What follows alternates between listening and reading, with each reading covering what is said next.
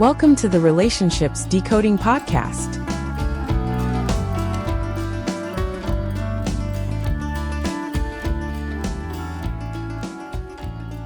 You know that feeling like, it seems you're the only one in the family noticing the overflowing laundry or just wishing for a bit more cooperation. Oh, absolutely. Yeah. You're definitely not alone there. Yeah, and we hear from so many people wrestling with those same questions. Things like, how can I get my partner to actually pitch in more? Right. Or why do my parents question every single decision I make? Exactly. Or just the classic, why won't my kids just listen the first time around? It's exhausting. Well, if any of that sounds familiar, this deep dive is probably for you. Mm-hmm. We've been looking closely at some really insightful material lately. Mm-hmm. And a central idea keeps popping up. The energy we spend trying to get others to change, it can be incredibly draining. And often doesn't even work, right? Very much. Yeah. It often doesn't lead to the results we're hoping for. It's kind of like trying to push a giant boulder up a really steep hill. That's a great analogy. A lot of effort, very little movement. To make this real, let's think about Sarah. We read about her 34-year-old teacher, Cleveland. Her experiences really hit home for me. Okay. She was feeling pulled in like a million directions. Weekends would come, her husband Tom, glued to ESPN.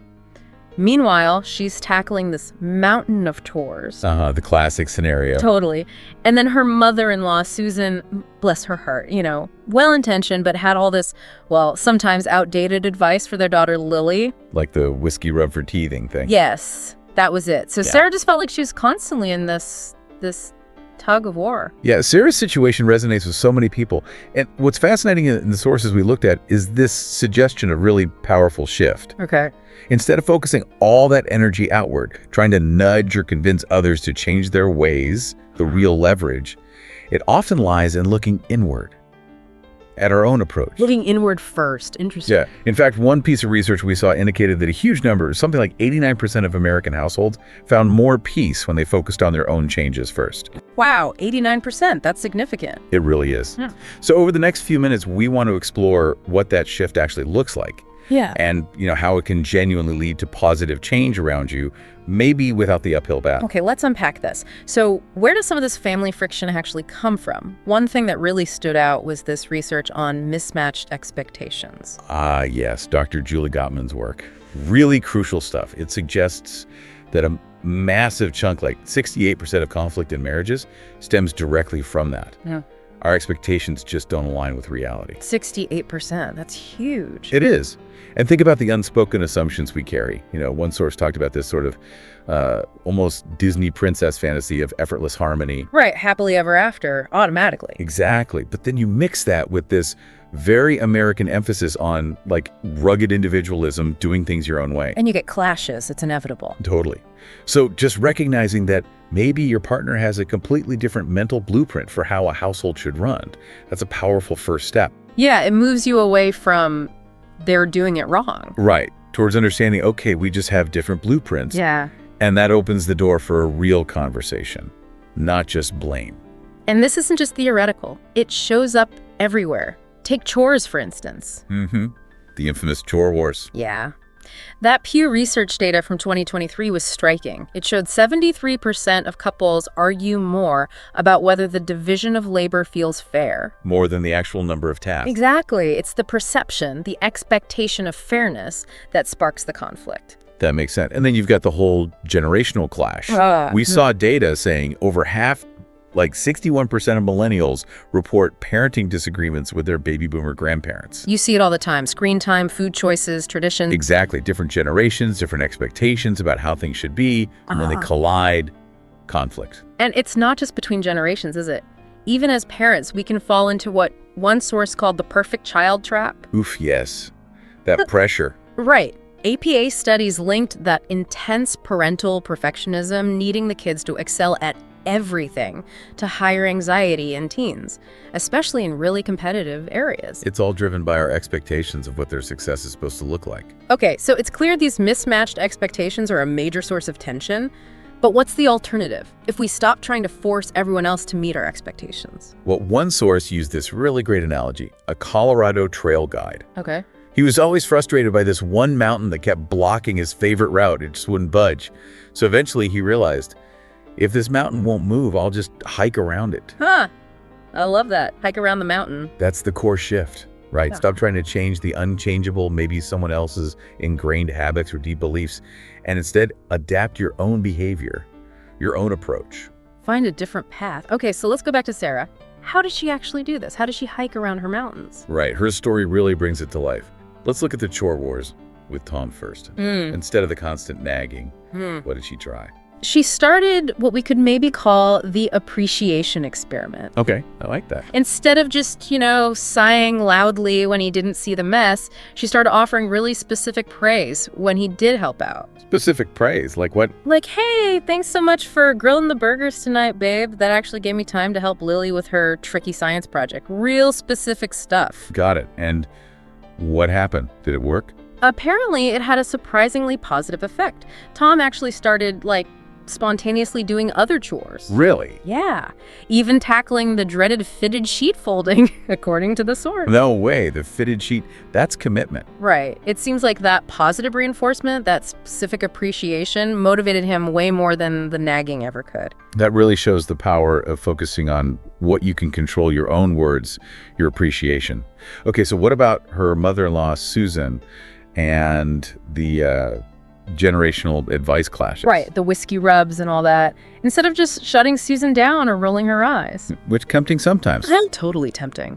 But Sarah tried to find common ground, build a bridge. How? She might say something like, your home remedies worked so well for Tom when he was little, Susan. That's great. Hey, Lily's pediatrician recommended these new teething toys. Maybe we could try them out together. So acknowledging the past, respecting her experience, but gently introducing the new approach. Kind of collaborative. Exactly. It was about finding ways to connect, showing respect, rather than just drawing lines in the sand. And the result?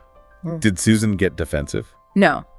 It apparently led to a truce, a much better vibe. And get this, Susan even started sharing articles about modern parenting trends she'd found. Wow, so building a bridge actually worked. Finding connection over conflict. Yeah. And then with her kids and school stuff, that perfect child trap. Instead of zeroing in only on the grade, why isn't this an A? Sarah shifted her focus. To what? To the effort. She started saying things like, wow, I saw how hard you studied for this test. Let's celebrate that hard work. Focusing on the process, not just the outcome. Exactly. And the source mentioned the result wasn't just eventually better report cards, but also just more joyful family dinners, a better atmosphere overall. It makes sense. Less pressure, more encouragement. So what's going on underneath all this?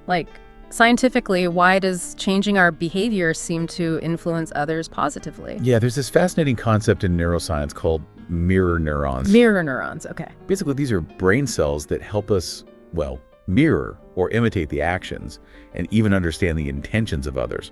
We're kind of wired to copy each other in a way. Huh. Like monkey, see monkey do, but for grown-ups. Sort of. And research, like a study from the University of Washington, suggests that when one partner in a close relationship starts adopting positive habits, could be communication, could be chores, whatever, the other person tends to follow suit a significant amount of the time.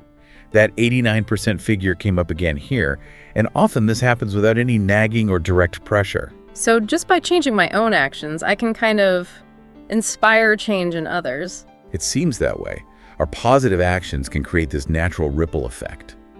It's quite powerful. That's incredible. It's like we subconsciously pick up on positive shifts. Exactly. Think about that other example, Lisa in Austin, the single parent. Oh yeah, the one who stopped micromanaging her son's grades. Right. She stopped focusing only on his report card, and instead, she started taking coding classes herself, just focusing on her own learning and effort. Okay.